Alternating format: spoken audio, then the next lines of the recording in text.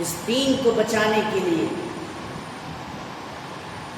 ہم تک اس دین کو پہنچانے کے لیے ہمارے صحابہ کرام، انبیاء علیہ السلام، ہمارے بزرگوں نے کتنی قربانیاں دی. آپ کو معلوم ہے مسلمان، کتنی قربانی ہمارے بزرگوں نے پیش کی. میرے نبی نے طائف کے میدان میں پتھر کھائے، تشدد کیوں برداشت کیا؟ ان کی پیٹھ پر اونٹ کی اوجڑی رکھی گئی، انہوں نے کیوں اتنا تشدد برداشت کیا؟ صرف اس دین کی خاطر، اس دین کو بچانے کے لیے، تاکہ یہ دین آنے والی امت تک پہنچے. اور ہم آج اس کو مٹانے پر لگے ہیں. بڑے دعوے کرتے ہیں کہ ہم اپنے نبی سے محبت کرتے ہیں، ایک سنت ادا کرنے کو تیار نہیں. حضرت ابراہیم علیہ السلام نے اپنے بیٹے کی قربانی پیش کی تھی. اللہ نے مطالبہ کیا، ایک مرتبہ شکوہ نہیں کیا کہ اللہ میں کس طرح اس کو قربان کر دوں، کس طرح اپنے لخت جگر کو قربان کر دوں. اللہ کا حکم تھا، انہوں نے اللہ کے حکم کی تکمیل کی.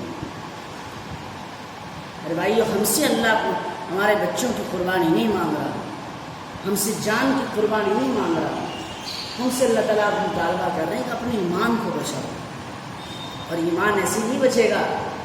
ایمان کے لیے میں آپ سے گزارش کر رہا ہوں، آپ مدرسوں میں نہیں جا سکتے تعلیم کے لیے، اس لیے آپ سے گزارش ہے وقت لگاؤ جتنا وقت ہو سکتا ہے. 3 دن 40 دن 4 مہینے، جتنا ہو سکے وقت لگاؤ. پوری زندگی سے ان کھیتوں میں، ان مکانوں میں نہ گزارو، اپنا وقت نکال کے رہو اللہ کے راہ میں.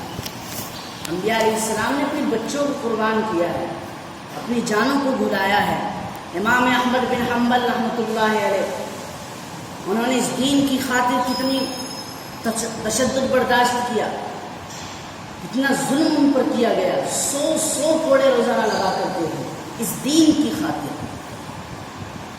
اور ایک کوڑا بیان کرتے ہیں کہ ایک کوڑا ایسا تھا، خدا کی قسم اگر وہ ہاتھی کو لگ جائے تو اس کی چیخ نکل جائے. تو ہم کیا سمجھتے ہیں؟ ہم بڑے بڑے دعویٰ کرتے ہیں. دعوی الفت احمد تو سبھی کرتے ہیں، دعوی الفت احمد تو سبھی کرتے ہیں، کوئی نکلے تو ذرا رنج اٹھانے والا. تو میرے بھائیو، ہمیں سوچنا چاہیے. یہ مختصر زندگی ہے، بڑی مختصر ہے یہ زندگی. یہی زندگی ہے طویل بھی، کوئی یاد حق میں گزار دے، کوئی صرف شوق بنا دے. ہمیں سوچنا چاہیے. تمہیں اللہ کا واسطہ، میرے نبی کا واسطہ، طائف کا واقعہ اگر آپ سنیں گے تو آپ کا جگر دہل جائے گا. آج ہم قربانیاں دینے کو تیار نہیں ہیں.